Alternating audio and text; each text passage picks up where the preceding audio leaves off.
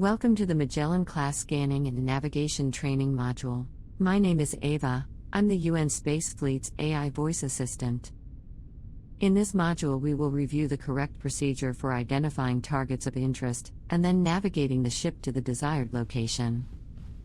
To begin, proceed to the ship's bridge. I have placed a target indicator on your HUD to help you find your way.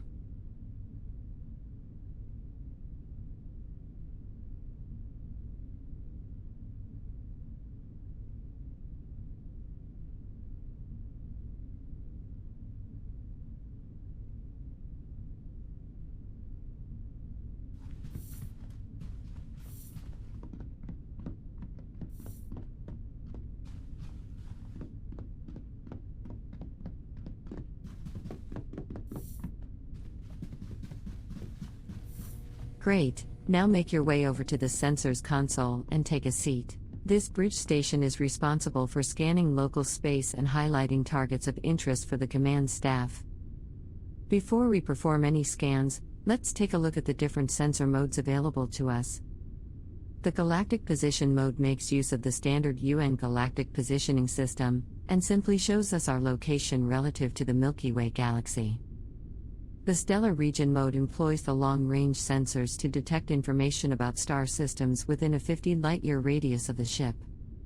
The Star System mode uses the short-range sensors to provide a more detailed overview of the star system we are currently in, with a maximum range of about 1 light-year. Go ahead and press that button now. The range controls allow you to fine-tune the display range of the sensors, which makes it easier to focus on particular objects of interest, or to gain a high-level overview of the current star system. The central panel lists all of the valid objects in range, which you can click on to select as a target. Go ahead and click a few different targets now.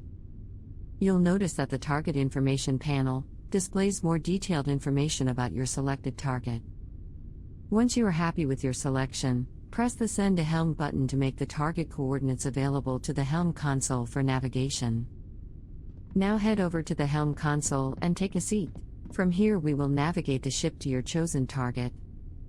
Let's begin by taking a quick look at the various screens available to the helm. The left-hand display is dedicated to navigation and shows both the ship's current galactic position, along with its target destination coordinates. The central display deals with the flight controls themselves, including the FTL system, sublight engines, and reaction control thrusters. The right-hand screen features the autopilot controls, toggles for the 3D target indicators, and the ship's navigation lights. Okay, let's retrieve the target information from the sensors by pressing the Use Sensor Target button on the navigation panel. Your target coordinates should now be displayed in this box, which represents your current nav target. The galactic coordinates represent the target's position in the galaxy to the nearest whole light year. The coordinates are relative to the center of our galaxy, the supermassive black hole known as Sagittarius A star.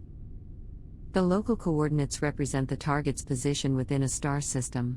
The coordinates are relative to the system's center of gravity, which is usually a star, or the barycenter in multi-star systems.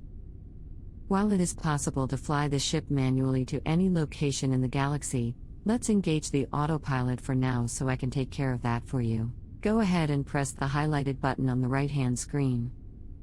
The ship will now automatically turn to face the current nav target, but you will need to manually engage the FTL system in order for us to get underway. You can now engage the FTL system when you are ready. While the autopilot is engaged, I will manage the ship's speed and final approach to the target coordinates, so just sit back and enjoy the ride. The FTL system works by compressing space ahead of the ship, and then expanding it behind, creating a bubble of warp space with the ship at its center. The compressed space amplifies the ship's current velocity by a factor of the FTL field strength, so the ship's sublight engines are still used to provide the required thrust. The maximum speed of the ship is therefore a combination of the FTL field strength and the thrust output of the sublight engines. For the Magellan class, this is approximately 300 light-years per hour.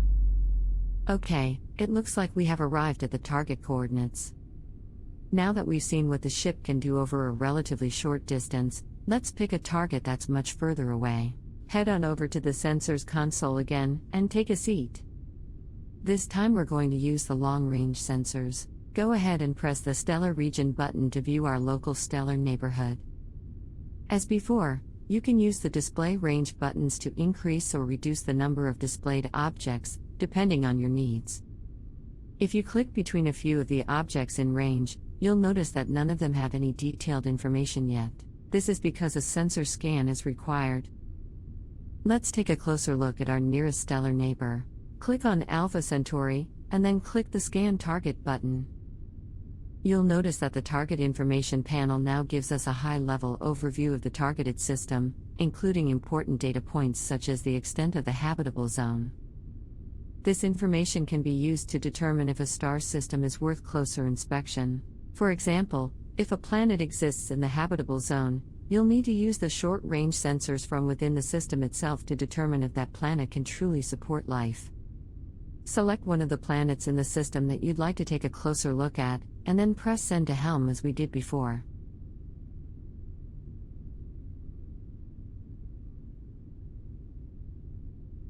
Now return to the Helm console, and take a seat once again. Press the Use Sensor Target button again on the navigation panel to set our new nav target. Now engage the autopilot again to orient the ship to the new target coordinates. And now engage the FTL system so we can get underway. Our previous journey was merely interplanetary, but we're now leaving the Sol system behind and entering interstellar space. The Milky Way galaxy is a vast and mysterious place, where even light takes over 4 years to reach our nearest stellar neighbor. Thanks to recent breakthroughs in FTL technology, however, we can now make that same journey in around 1 minute. Even so, at our maximum speed of 300 light-years per hour, it will still take over 2 full weeks to fly from one side of the galaxy to the other. That's a distance in excess of 100,000 light-years. Our galaxy contains hundreds of billions of star systems that are waiting to be explored, in addition to countless other stellar phenomena that we don't even have names for yet. This ship and her crew are tasked with exploring distant new worlds, seeking out new life in all of its diversity, and making peaceful first contact with any intelligent species that are encountered along the way. The galaxy can also be a dangerous and unforgiving place, so as we tread cautiously into the unknown, we should remain mindful of any potential dangers lurking in the dark. We're not far from our destination now, so sit back and enjoy the view while I handle the final approach.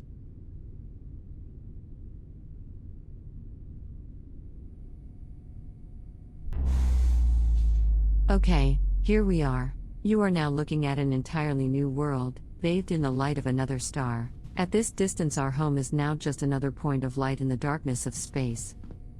Does life exist here? What new things can we discover on this world? These are the questions that this ship was designed to answer.